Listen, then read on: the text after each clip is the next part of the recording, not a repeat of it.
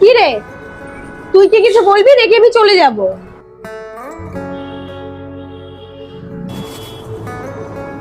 নতুন করে আর তোকে কি বলবো বল, যখন তুই সবকিছু শেষই করে দিতে চাইছিস।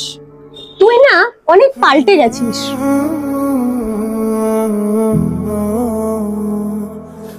কি করছো, কোথায় যাচ্ছো, কি খেয়েছো, প্রশ্নগুলো একদিন তুই করতি। কারণ তখন আমার এগুলো ভালো লাগতো। আর এখন আর এগুলো ভালো লাগে না, না? তুই একটা থার্ড পার্সনের জন্য আমাদের মধ্যে মন এসে গেছে।